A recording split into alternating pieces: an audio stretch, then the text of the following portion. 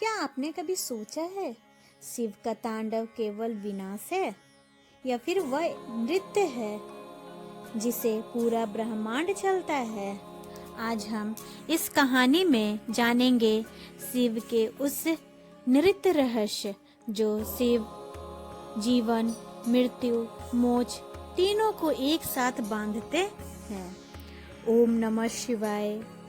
जब सृष्टि थम जाती है, सब कुछ शांत हो जाता है, तब भी जो चलता रहता है वही है शिव का तांडव। आइए आज हम उस नृत्य के गूढ़ अर्थ को समझें, जहाँ विनाश अंत नहीं बल्कि नई शुरुआत होती है। तो शुरुआत करते हैं ओम नमः शिवाय से और समझते हैं शिव तांडव के पंचकृत को, जिसे 5 भाग में बांधा गया है। भगवान शिव के ब्रह्मांडीय नृत्य की व्याख्या विनाश से आगे सृष्टि और संरक्षण तक। भगवान शिव का ब्रह्मांडीय नृत्य नटराज तांडव को अक्सर केवल विनाश का प्रतीक समझ लिया जाता है, जबकि वास्तविक यह है कि यह अस्तित्व की पूर्ण लय को दर्शाता है।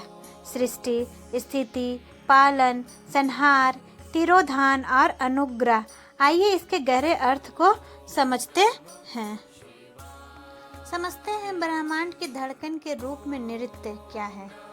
शिव किसी मंच पर नहीं बल्कि समय और आकाश के भीतर नृत्य करते हैं। उनकी गति यह दर्शाती है कि ब्रह्मांड स्थिर नहीं है बल्कि सतत गतिमान और जीवित प्रक्रिया है। हर परमाणु इस ब्रह्मांडीय लय में कंपन करता है, जो यह सिखाता है कि गति ही जीवन का मूल तत्व है। 5 ब्रह्मांडीय कार्य, जिसे पंचकृत कहते हैं। शिव के नृत्य में चिन्हित 5 ब्रह्मांडीय कार्य पंचकृत। भगवान शिव का तांडव केवल नृत्य नहीं बल्कि यह संपूर्ण दृष्टि की गति है और संतुलन का प्रतीक है। शिव का यह नृत्य 5 शाश्वत ब्रह्मांडीय कार्यों को दर्शाता है, जिन्हें पंचकृत कहा जाता है। पहला है सृष्टि निर्माण का कार्य। शिव के हाथ में स्थित डमरू सृष्टि की उत्पत्ति का प्रतीक है। डमरू से निकलने वाली नाद ध्वनि से ओम की उत्पत्ति होती है, जिससे शब्द ऊर्जा फिर संपूर्ण सृष्टि का जन्म होता है। इसका अर्थ है हर नई शुरुआत एक दिव्य चेतना से जन्म लेती है।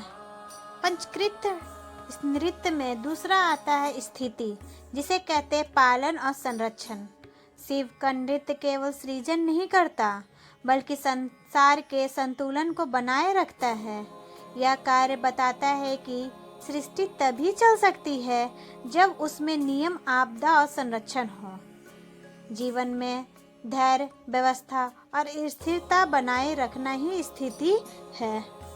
तीसरा है संहार, विनाश नहीं परिवर्तन। शिव के हाथ की अग्नि संहार का प्रतीक है।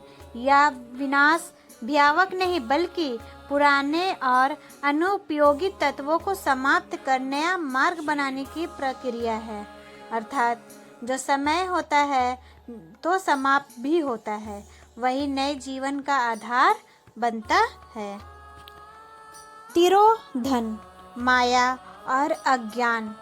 शिव का एक कार्य है सत्य को ढक देना, ताकि जीवन संहार का अनुभव कर सके। अज्ञान, अहंकार और माया इसी तिरोधान का परिणाम है। अर्थात अज्ञान भी आत्मज्ञान की यात्रा का एक आवश्यक चरण है। 5वां पंचकृत है अनुग्रह, कृपा और मोक्ष। शिव का उठा हुआ चरण मोक्ष और मुक्ति का प्रतीक है। जब भक्त अहंकार, भय और ज्ञान से ऊपर उठता है, तब शिव की कृपा प्राप्त होती है। अर्थात ईश्वर ही कृपा से आत्मा बंधनों से मुक्त होती है। नटराज रूप का प्रतीकात्मक अर्थ, अग्निवृत्त में नृत्य, काल चक्र अब्रह्मांडीय ऊर्जा, आपस्मर पर पैर, अज्ञान और अहंकार का दमन, लहराती जटाएं, चेतना का स्वतंत्र धारा, शांत मुखमंडल, गति के बीच आंतरिक शांति। यह सिखाता है कि जीवन चाहे कितना भी अशांत हो, भीतर संतुलन संभव है। विनाश के माध्यम से सृष्टि का संरचना।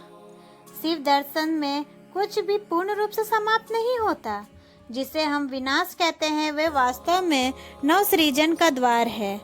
जिसे अग्नि के बाद वन फिर से हरे हो जाते हैं, वैसे ही शिव का नृत्य बताता है कि संहार के बिना सृष्टि और संरक्षण संभव ही नहीं है। मानव जीवन में इसका अत्यंत महत्व है।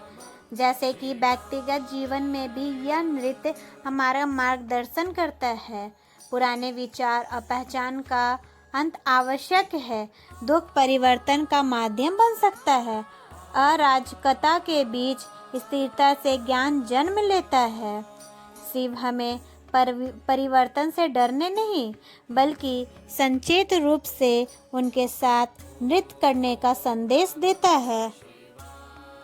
शिव तांडव यह सिखाता है कि सृष्टि जन्म लेती है, चलती है और बदलती है, भ्रम में पड़ती है और अंततः कृपा से मुक्त होती है।